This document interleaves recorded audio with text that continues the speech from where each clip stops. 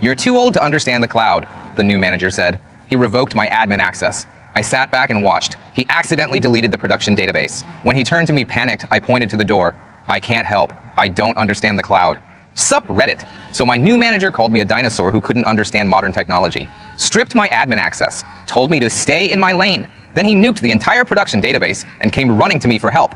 I gave him exactly what he asked for. Nothing. I, 52 male, spent 19 years as the senior systems administrator at Whitmore Financial Services in Columbus, Ohio. Not a glamorous job, not something that gets you noticed at corporate retreats or company newsletters. But when the servers stayed up, when the backups ran clean, when security patches deployed without breaking everything, when disaster recovery actually worked, that was me. Invisible work. The kind people only notice when it stops happening. Started there in 2005 when the company ran everything on physical servers in a basement that smelled like burnt coffee and anxiety. The server room was basically a converted storage closet with industrial fans duct taped to the ceiling because the building's HVAC couldn't handle the heat load. I spent my first 3 months just getting that room to stop triggering fire alarms every time we spun up a new machine. Watched the whole industry transform over those 19 years. Helped migrate us from physical servers to virtualization back when VMware was still convincing people it was actually useful. Built our first hybrid cloud infrastructure when AWS was still mostly used by startups who couldn't afford their own hardware. Designed the backup systems that saved us during the ransomware attempt in 2019. 3 days of recovery work that kept the company from losing 8 years of client data. Wrote documentation that trained 3 generations of junior admin. Mentored maybe 15 people through the years who went on to run IT departments at other companies. Got Christmas cards from some of them still. Not because I was particularly warm or friendly, I'm not, but because I taught them things they couldn't learn from certifications or YouTube tutorials. 19 years of institutional knowledge, 19 years of knowing which systems were held together with digital duct tape, which vendor contacts would actually answer the phone at 3 a.m., which legacy configurations looked terrible but actually worked better than the modern alternatives. 19 years of keeping the lights on while everyone else got the credit. Then came Monday morning, February 12th, conference room A mandatory IT department meeting at 9 a.m. sharp. Our CTO, Barbara Whitmore herself, stood at the front looking like she'd rehearsed this speech in front of a mirror. Third generation Whitmore running the family company. Decent boss overall, stayed out of technical decisions, trusted her people, only micromanaged when something caught fire. I'd worked with her for 12 years and generally respected her judgment. Behind her was a guy I'd never seen before. Mid-30s maybe. Expensive haircut that probably cost more than my car payment. Bluetooth earpiece he definitely didn't need in a conference room. One of those slim fit suits that cost more than my monthly grocery bill. Standing there with his hands clasped behind his back like he was posing for a LinkedIn profile photo. Barbara cleared her throat, said the company was entering a new phase of digital transformation, said the competitive landscape demanded innovation and agility, said we needed fresh leadership to drive that transformation forward, said she was proud to introduce our new director of IT infrastructure, Brandon Kessler. Brandon Kessler. The name alone sounded like it came with a trust fund and a sailboat. She mentioned his credentials like she was reading from a brochure.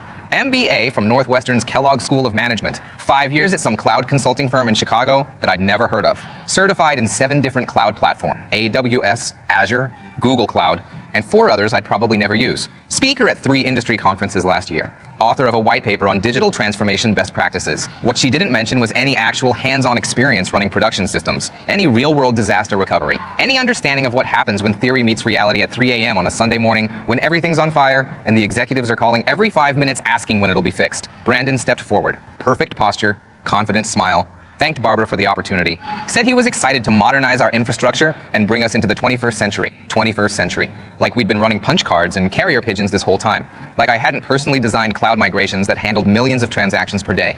He talked for 20 minutes. Buzzwords stacked on buzzwords like a consulting firm had vomited on his PowerPoint. Digital transformation, cloud-native architecture, agile deployment pipelines, containerized microservices, zero trust security frameworks, serverless computing paradigms, DevOps culture integration. Every sentence sounded like it was pulled directly from a vendor white paper. Every concept explained at exactly the level of depth you'd get from reading the first paragraph of a Wikipedia article. Not once did he mention the actual systems we ran, the specific challenges we faced, the compliance requirements that constrained our options, the real-world constraints that shaped our infrastructure decisions over nearly 2 decades. Meeting ended. People clapped. That automatic corporate applause that means nothing except we're all still employed and not willing to make waves. I stayed seated while everyone filtered out. Drew, one of my junior admins who'd been with me for 6 years, caught my eye on his way past, gave me a look that said, "What just happened?" I shrugged. Same thing that always happens. Someone decides experience doesn't matter and credentials do. Janet, my other senior admin, lingered by the door. Mouthed, "Coffee later?" I nodded. Within an hour, Brandon scheduled individual meetings with everyone on the IT team. Mine was at 2 p.m. Apparently, seniority meant I got to wait the longest to hear how my life was about to change. I spent the morning doing what I always did, monitoring systems.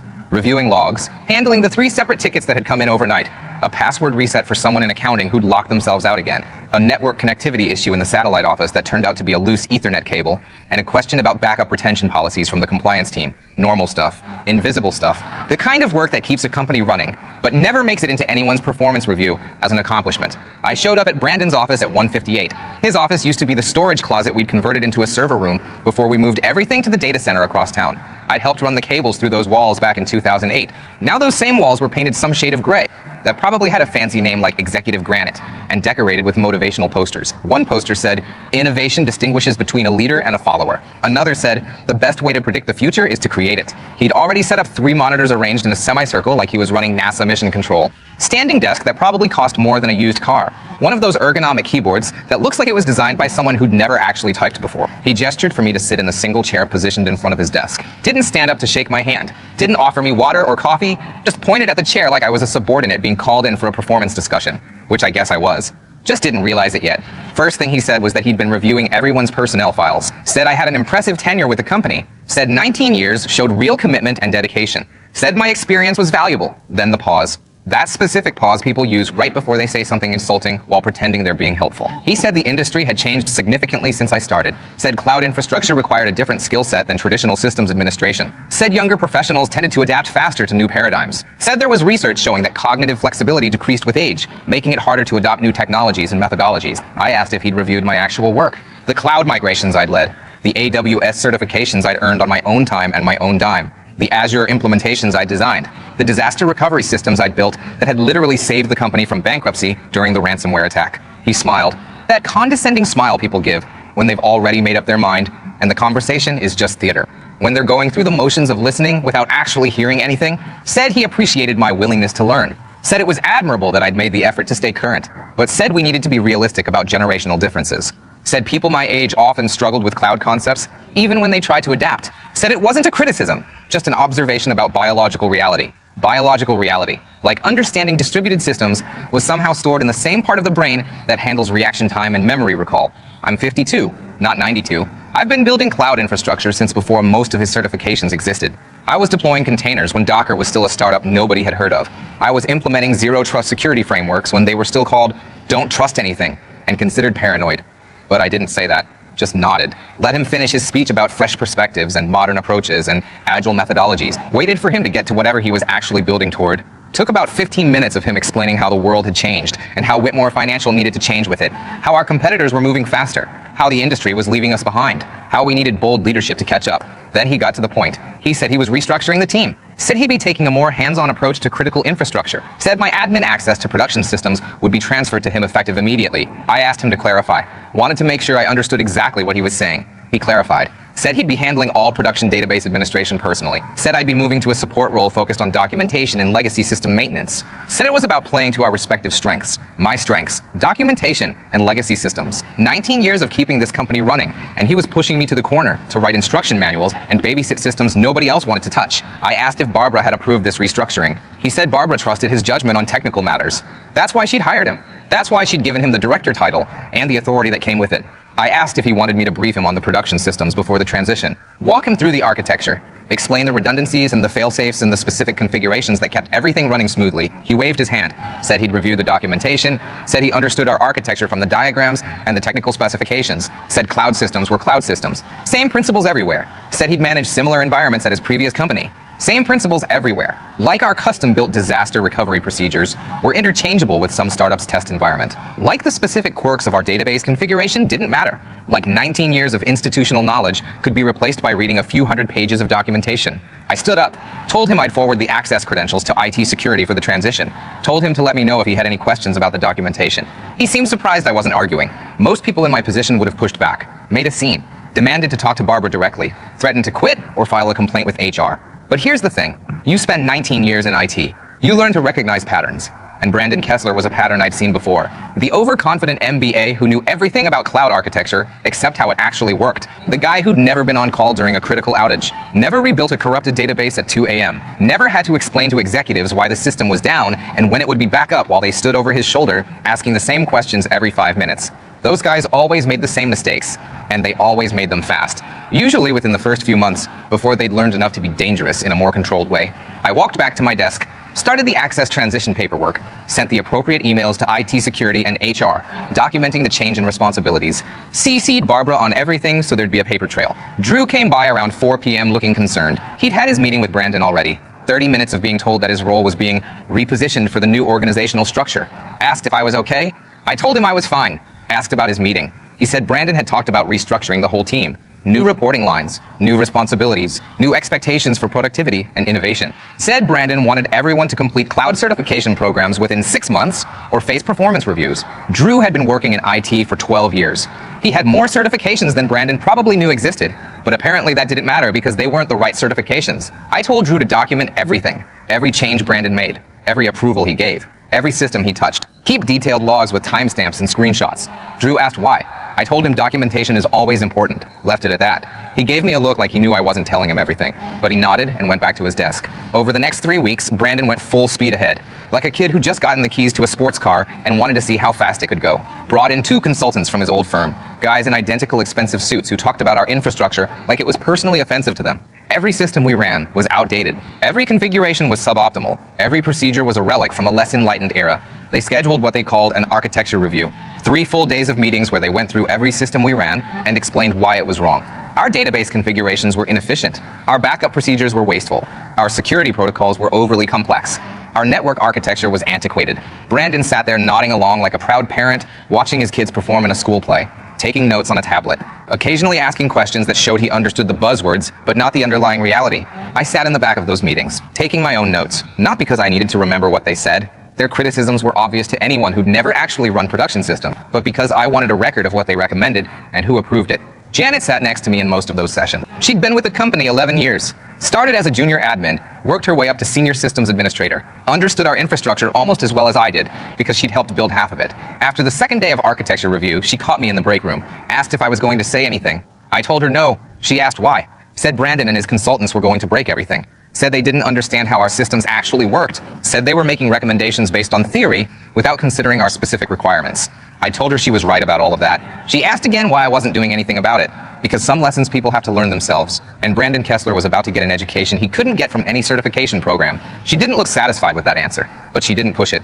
Then came the proposal. After 3 days of architecture review, Brandon's consultants presented their recommendations to Barbara and the executive team. Full migration to a new cloud platform, complete replacement of our database systems, elimination of our on-premises backup infrastructure, implementation of a cloud-native disaster recovery solution, consolidation of our security systems into a single unified framework. Total timeline, 6 months. Total budget, $1.2 million. Total disruption to current operation. Significant but manageable with proper change management. I sat in the back of that meeting room taking notes. Barbara was at the head of the table, asking questions that showed she understood the business implications, but not the technical reality. The CFO was next to her, focused entirely on the budget numbers. Brandon sat across from them, confident and polished, selling the vision like he was pitching a startup to venture capitalists. When they asked for questions from the technical team, I raised my hand. Asked about the rollback procedures if the migration encountered problems. Brandon answered before his consultants could. Said modern cloud platforms had built-in redundancy. Said rollback procedures were legacy thinking from an era when infrastructure changes were manual and risky. Said we needed to embrace forward momentum instead of planning for failure. I asked about our compliance requirements, the financial regulations that mandated specific data retention and recovery capability, the audit requirements that specified how we needed to document and verify our backup procedure. One of the consultants said they'd address compliance in phase 3 of the migration, after the core infrastructure changes were complete. Phase 3. After they'd already torn apart everything that currently kept us compliant. I asked about the production database specifically, the one that processed every transaction our company handled, the one that couldn't go down for more than 15 minutes without triggering regulatory reporting requirements, the one that held 18 months of transaction history for 300,000 clients. Brandon said production systems were his top priority, said he'd personally oversee that migration, said I didn't need to worry about it because he understood the importance. I stopped asking questions after that, just wrote down what they said and let them finish their presentation. Barbara approved the project 2 days later. Full budget, full timeline, full authority for Brandon to implement whatever changes he deemed necessary. Brandon sent a company-wide email celebrating the decision, used phrases like bold step forward and transformational change and innovative leadership positioning us for the next decade of growth. Made it sound like he'd single-handedly saved the company from technological obsolescence. Drew stopped by my desk that evening after most people had left, asked if I was going to fight this. I told him no. He asked why not, said the whole team knew this was going to be a disaster, said Janet had already started updating her resume, said even the junior admins who'd only been here a year could see the problems with Brandon's plan. I told him to trust the process. He gave me that look again. The one that said he knew I wasn't telling him everything. I told him to keep documenting, keep logging every change, keep time-stamping everything. He said he would. The migration started in March. Brandon and his consultants worked weekends, made changes to systems I'd spent years carefully tuning, replaced configurations that worked with configurations that looked better on paper, removed redundancies they considered unnecessary, disabled monitoring alerts they found annoying. Every time something broke, they blamed the legacy systems. Never their changes, never their assumptions, never their lack of understanding about why things were configured the way they were. The test environment started failing within 2 weeks. Database connections timing out, authentication errors cascading through the system, performance issues that nobody could explain. Brandon scheduled emergency meetings, brought in more consultants, spent money like it was free. The issues persisted. I kept doing my job, documentation and legacy maintenance. Exactly what Brandon had assigned me. Answered questions when asked, provided historical context when requested, never volunteered information they hadn't specifically asked for. If they didn't want my expertise, they didn't get my expertise. Simple as that. Drew kept his logs, detailed records of every change, every approval, every decision, timestamps and screenshots and email threads, the kind of documentation that would make any auditor weep with joy. By late April, the problems had spread beyond the test environment. The production systems were starting to show strain, performance degradation during peak hours, occasional connection drops that lasted just long enough to notice, warning signs that anyone with experience would recognize. Brandon dismissed them all, said it was expected during a transition period, said the new architecture would solve everything once fully implemented, said we just needed to push through the growing pains. Then came May 3rd, a Friday, the day Brandon decided to accelerate the production database migration. I was at my desk reviewing documentation when Drew appeared looking like someone had just told him his car was on fire and his dog was inside. Said Brandon was doing the production migration. Today, right now. Without the testing phase they'd originally planned for, without the compliance review that was supposed to happen first, without the rollback procedures that even his own consultants had recommended. I asked if Barbara had approved the accelerated timeline. Drew said Brandon had approved it himself, said he was the director of IT infrastructure, said he had the authority to make operational decisions without executive sign-off, said he'd told the team it was a calculated risk worth taking. I asked what the consultants thought. Drew said they'd expressed concerns, said they'd recommended waiting another week, said Brandon had overruled them because he wanted to hit the May deadline he'd promised Barbara. I went back to my documentation, told Drew to make sure his logs were updated, told him to document exactly who approved what and when. He asked if I was going to do something. I told him I was doing exactly what Brandon had asked me to do. Documentation and legacy maintenance. Nothing more. The migration started at 2 p.m. Brandon and his consultants in the server room across town. Video conference call running, so the rest of us could watch remotely. Because Brandon had revoked our production access months ago, we couldn't do anything except observe. For about an hour, things seemed to be going smoothly. Progress bars moving. Status updates appearing. Brandon sending triumphant messages to the team chat about how well everything was proceeding, making comments about how worried everyone had been for nothing. At 3:22 p.m., he posted that they were ahead of schedule, said the migration was proving easier than expected, said this was what happened when you embraced modern methodologies instead of clinging to outdated procedures. At 3:41 p.m., he posted that they were moving to the final phase, said they just needed to clean up some temporary data and the migration would be complete. At 3:47 p.m., everything went red. The alerts started cascading across every monitoring system we had.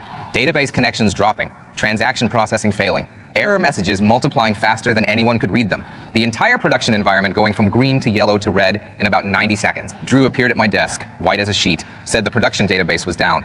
I asked what happened. Said Brandon ran a cleanup script on what he thought was the staging environment, but he was connected to production. The script deleted the entire transaction table, 18 months of financial records, transaction history for 300,000 clients, gone. I asked about the backups. Drew's face got even whiter. Said Brandon had disabled the legacy backup systems 3 weeks ago as part of the migration prep. Said the old backup infrastructure was consuming resources that the new architecture needed. Said the new cloud backup solution wasn't fully configured yet because that was supposed to happen in phase 3. Said there was a backup from 3 weeks ago, the last one before Brandon had disabled the system, but nothing more recent. 3 weeks of financial transaction for a financial services company, missing. I asked what Brandon was doing now. Drew said he was in his office with the door closed, said the consultants had already left the building, said nobody knew what to do. I went back to my documentation, kept working, waited. Took about 20 minutes. Brandon appeared at my desk, red-faced, sweating through his expensive suit, wrinkled like he'd been wrestling with it. His voice cracked when he spoke, said he needed my help. I looked up from my screen, took my time responding, asked what kind of help he needed, said the production database had encountered an issue, said he needed someone with deep system knowledge to help recover it, said this was an emergency, said the whole company was at risk. I reminded him that I didn't have production access. He'd revoked it in February, said I couldn't help with systems I couldn't access, said he could restore my access, right now, said he'd already contacted IT security, said this was urgent, said people's jobs were at stake. I leaned back in my chair, took my time responding, reminded him of something he'd said in that first meeting, about people my age struggling with cloud concepts, about generational differences in cognitive flexibility, about how cloud systems were beyond my understanding because of biological reality. His face went from red to pale, the confident smile completely gone, just fear and desperation. I told him I couldn't help, told him I didn't understand the cloud. His words, not mine. He started stammering, said he didn't mean those things, said he was just trying to establish his leadership style, said he'd been wrong, said we could talk about it later, but right now he needed my expertise. I pointed toward the door, told him to call his consultants, the ones who'd designed the new architecture, the ones who'd recommended disabling the backup systems, the ones who'd said rollback procedures were legacy thinking, the ones who'd charged $200 an hour to tell us everything we were doing was wrong. He didn't move, just stood there looking at me like I was supposed to save him. Like 19 years of experience should kick in automatically, regardless of how he treated me. I asked if there was anything else. He left without another word. By 5 p.m., the situation had escalated beyond Brandon's control. Barbara had been in client meetings all afternoon, completely unaware that her company's entire transaction history had just been deleted. Her assistant came running into the IT area looking for answers that nobody could give. I directed her to Brandon's office, told her he was the director of IT infrastructure, told her he had authority over production systems, told her he could explain what happened. 15 minutes later, Barbara appeared at my desk, looking exactly like you'd expect a CTO to look when they just learned their entire production database was gone, and their compliance status was about to become a regulatory nightmare. Asked what happened. I gave her the facts. Brandon's production access changes in February, the disabled backup systems in April, the premature migration this afternoon, the deleted transaction table, the 18 months of missing data. She asked if I could recover it. I told her I didn't have production access. Brandon had revoked it in February. She could check the access logs if she wanted verification. She said she was restoring my access immediately. Said she'd make the call to IT security personally. I told her I appreciated that. But the systems Brandon had implemented weren't ones I designed or configured. His consultants had built the new architecture. They'd disabled the redundancies I'd put in place. They'd eliminated the fail-safes that would have prevented this exact scenario. She asked what I could do. I told her I could try, but I'd need complete authority over the recovery process. No interference from Brandon. No input from his consultants. Full access to every system and every log and every configuration file. She agreed immediately. Then she asked about Brandon. I told her that was her decision, but I recommended she have someone from legal present when they talked to him, and someone from HR. This was going to get complicated. She nodded and left. I spent the next 14 hours rebuilding what I could. The 3-week-old backup was a starting point, but it was missing 3 weeks of transactions. That meant coordinating with every external system we connected to. Banks, clearinghouses, regulatory bodies, payment processors, client management systems, reconstructing records from their copies of our data, cross-referencing transaction logs, verifying account balances, building back what Brandon had destroyed one piece at a time. Drew stayed the whole night. So did Janet. Both of them working through exhaustion because they understood what was at stake. This wasn't just about fixing a technical problem. This was about whether the company survived the next regulatory audit. By Saturday afternoon, we'd recovered about 60% of the missing data. Primary transaction records from external sources, account balances verified against bank statements, critical compliance documentation reconstructed from audit trails. By Sunday evening, closer to 85%. The remaining 15% would take weeks to reconstruct, but the critical systems were back online. The company could function. Clients could access their accounts. Transactions could process. Monday morning, Barbara called me to her office. She'd been there all weekend too. Looked like she hadn't slept any more than I had. First thing she said was thank you. Said she knew I didn't have to help after how Brandon had treated me. Said she appreciated that I'd put the company first. Second thing was that Brandon had been terminated. Effective immediately. His consultants had been dismissed, and their firm was being sent a letter about professional liability and breach of contract. Third thing was a question. Would I accept the director of IT infrastructure position? I told her no. She looked surprised. Asked why not. I explained. I didn't want to be a director. Didn't want the meetings and the politics and the strategic planning sessions. Didn't want to spend my time in conference rooms talking about digital transformation when I could be actually maintaining systems that worked. I wanted to do my job. The job I'd been doing for 19 years. Keeping systems running. Building things that worked. Protecting the infrastructure that made everything else possible. What I wanted was respect. Recognition that experience had value. Acknowledgement that understanding systems came from years of actually running them. Not from certifications and conference presentations and MBA programs. She asked what would make me stay. I told her 3 things. Senior Principal Systems Architect title, reporting directly to her, not through any director, and final approval authority on any infrastructure changes affecting production systems. She agreed to all 3 without hesitation. Then she asked about Brandon's replacement. If I wasn't going to take the director role, who should? I recommended Janet. 11 years of experience, strong technical skills, actually understood our systems because she'd helped build them, had the respect of the team because she'd earned it through competence, not credentials. Barbara said she'd set up interviews. The weeks that followed were about cleanup and reconstruction, rebuilding systems Brandon had broken, restoring configurations his consultants had changed, implementing proper backup procedures again, the same procedures they'd called legacy thinking and outdated methodology. Janet got the director job. First thing she did was schedule a meeting with the whole IT team to discuss changes and make sure everyone understood what had happened and why. Second thing she did was ask for my input on every major decision. The consultant's firm sent a threatening letter about defamation and breach of contract. Our legal team sent back documentation of every recommendation they'd made, every failure those recommendations caused, every dollar the company had lost as a result. The letter included Drew's logs, timestamps, and screenshots showing exactly who approved what and when. Never heard from them again. Drew got promoted to senior admin. The logs he'd kept became critical evidence for the internal investigation and the regulatory response. Every change Brandon had made, every system he'd broken, documented with the kind of detail that made auditors nod approvingly. By late June, we'd recovered all the missing transaction data. Regulatory audit found no compliance violations thanks to the reconstruction effort. The regulators were impressed by our documentation and our recovery procedures. Barbara sent a company-wide email thanking the IT team for their exceptional performance during a challenging period. Didn't mention Brandon by name. Didn't need to. Everyone knew what had happened and who was responsible. A few weeks later, I got a LinkedIn notification. Brandon Kessler had updated his profile. New position, cloud transformation consultant at some startup in Austin. His summary talked about his experience driving digital innovation at enterprise scale and leading complex infrastructure modernization initiatives. No mention of Whitmore Financial, no mention of deleted production databases, no mention of the $2.8 million the company spent on recovery, regulatory response, and client remediation. Drew showed me the profile during lunch, asked what I thought. I told him to screenshot it, might be useful someday. 2 weeks later, that screenshot became very useful. Barbara got a call from a contact at a financial services firm in Dallas. A guy named Howard Reeves, their CTO, said they were considering hiring a cloud transformation consultant. Said the consultant had listed impressive credentials and experience. Said the consultant's name was Brandon Kessler. Howard asked if Barbara had any insight into Brandon's work at Whitmore Financial. Barbara transferred the call to me. I spent 45 minutes walking Howard through exactly what happened. The disabled backup systems, the ignored warnings, the premature migration, the deleted production database, the $2.8 million in recovery costs, the 18 months of reconstructed transaction data. Howard thanked me, said he'd been skeptical about some of Brandon's claims, said Brandon had mentioned successful cloud migrations at Whitmore Financial without getting into specifics. I told Howard that Brandon's migration was successful in the same way the Hindenburg's landing was successful. It definitely happened. Howard laughed, said he appreciated the candor, said he'd be going with a different consultant.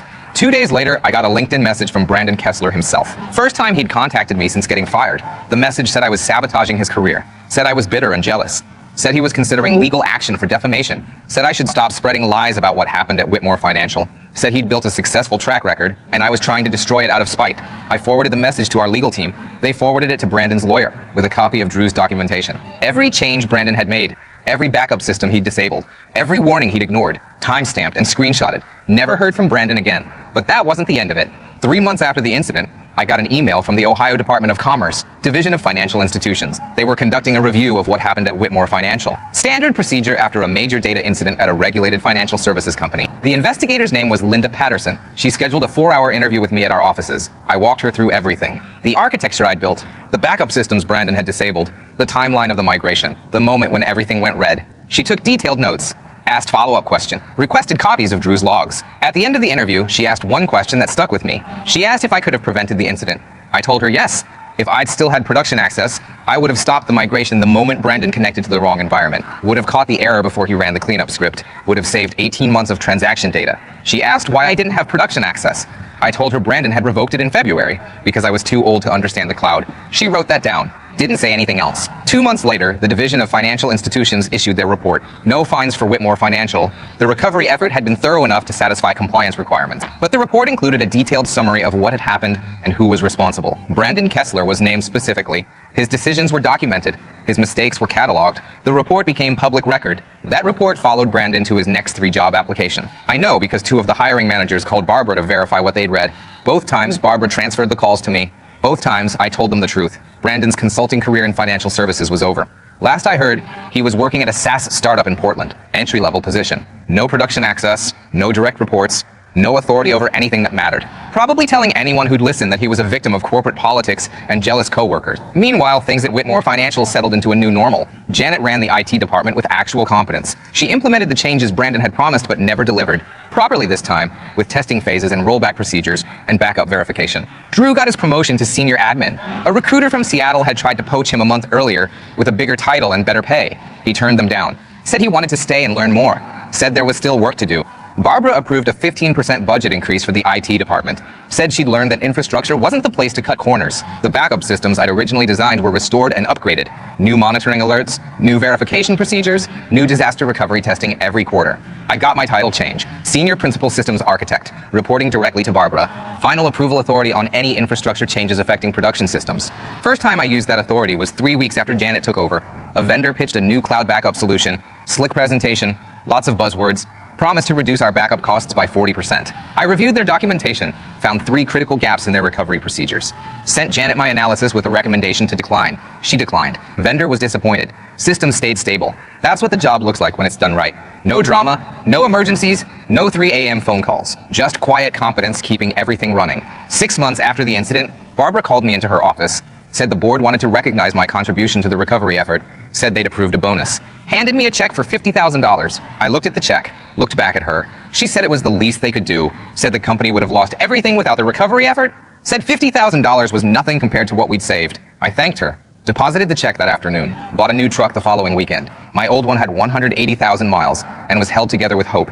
The new truck's nice, nothing fancy, just reliable. Kind of like me, I guess. Guys, we are so close to hit 100,000 subscribers on this channel. If you are not subscribed to the channel, please consider subscribing. It really helps hit that 100,000 mark. Thanks for making this dream come true.